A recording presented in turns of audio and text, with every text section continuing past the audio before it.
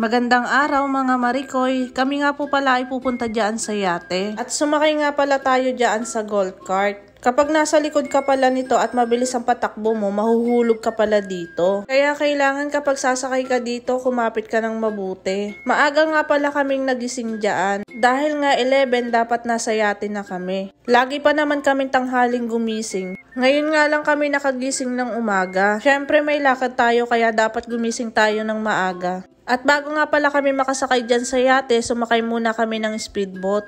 At ayan nga si Sheena, balot na balot, ayaw mangitim. Nagdala pa ng sariling speaker.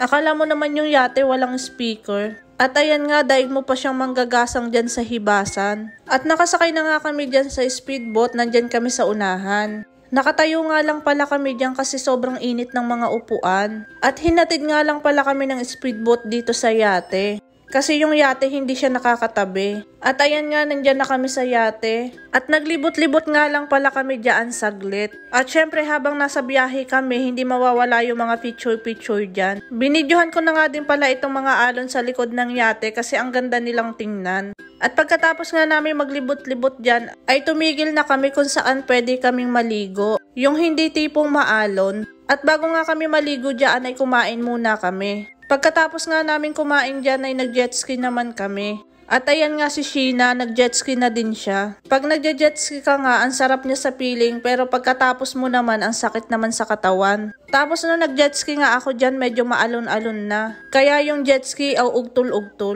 At after nga ng aming pagyayate ay maki-KTV naman kami. Syempre bihis na bihis yan. At sumakay na nga ulit kami dito sa golf cart. At pagdating nga namin dito sa KTV bar, ginawa namin kumain muna kami. Meron nga pala sila ditong mga prutas, may salad, at meron din sila ditong lapu-lapu.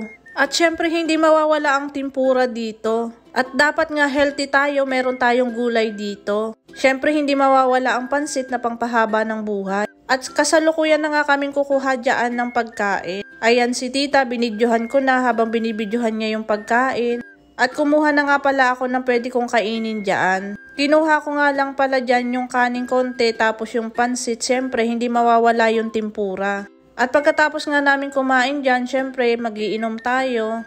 Whiskey nga pala yung iniinom namin dyan. At ayan nga pala yung pulutan namin dyan. Habang nagiinuman kami, tuloy-tuloy ang kanta.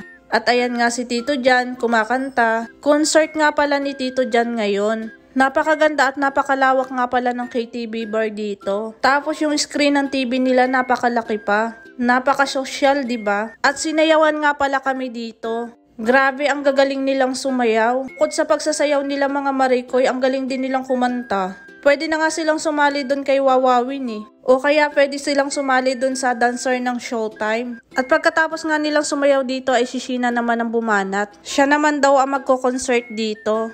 At habang kakanta nga siya dyan ay sasayaw daw muna siya. At duet nga daw pala sila ni Tito dyan. Mabuti pa nga sila, ang gagaling nilang kumanta.